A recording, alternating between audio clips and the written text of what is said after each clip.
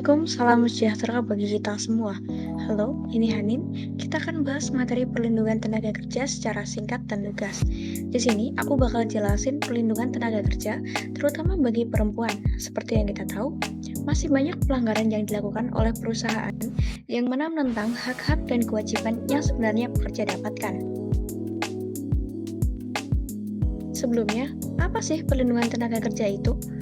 Yakni norma-norma hukum publik yang bertujuan untuk mengatur keadaan perburuhan di perusahaan, bertujuan untuk menjamin berlangsungnya sistem hubungan kerja tanpa disertai adanya tekanan dari pihak yang kuat kepada pihak yang lemah. Seperti yang dikatakan dalam pasal 27 ayat 2 Undang-Undang 1945 yang menyatakan bahwa tiap-tiap negara berhak atas pekerjaan dan penghidupan yang layak. Perlindungan terhadap tenaga kerja dimaksudkan agar tenaga kerja dapat bekerja lebih produktif, sehat, dan sejahtera, sehingga mereka dapat menikmati penghidupan yang layak.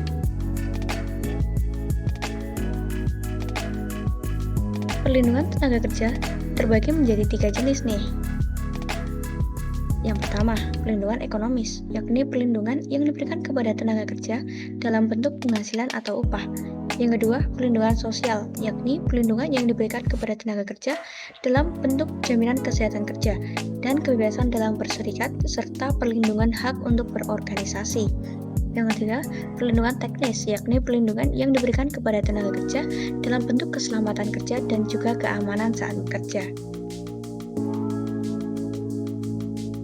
Lalu, apa objek dari adanya UU mengenai perlindungan kerja itu?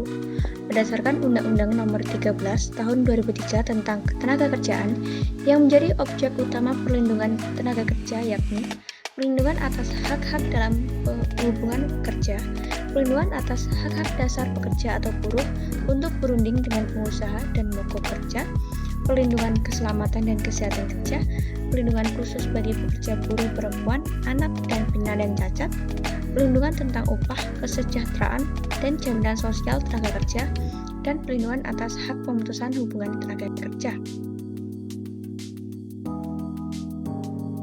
Lalu, kenapa sih tenaga kerja perempuan harus dilindungi? Kita bakal bahas perlindungan kerja kepada perempuan. Pada dasarnya ada 3 dasar kebijakan perlindungan tenaga kerja, khususnya bagi perempuan yang dapat dikategorikan menjadi yang pertama adalah protektif, yakni kebijakan perlindungan yang diarahkan pada perlindungan fungsi reproduksi bagi tenaga kerja perempuan, seperti pemberian istirahat haid, cuti melahirkan, atau gugur kandungan. Yang kedua adalah korektif.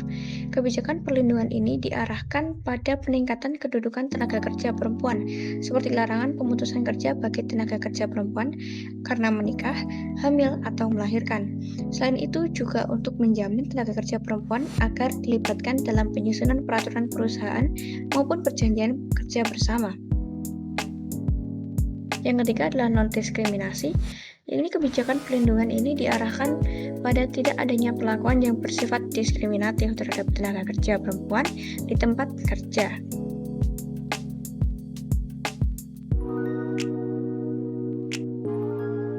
Jika mengacu pada Undang-Undang RI Nomor 13 Tahun 2003, maka isi perjanjian kerja antara pihak perusahaan dan pihak pekerja wanita, jika dikembangkan lagi, maka isi perjanjian kerja minimal meliputi yang pertama, perjanjian perlindungan dalam hal kerja malam bagi pekerja wanita yakni pukul 11 malam sampai pukul 7 pagi.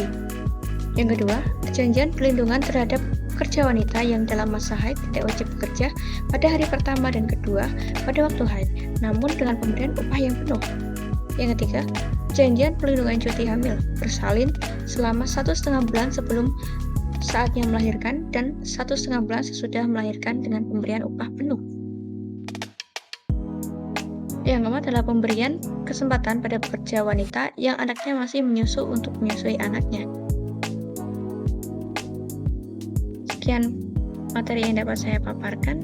Banyak kurangnya mohon maaf. Wassalamualaikum warahmatullahi wabarakatuh.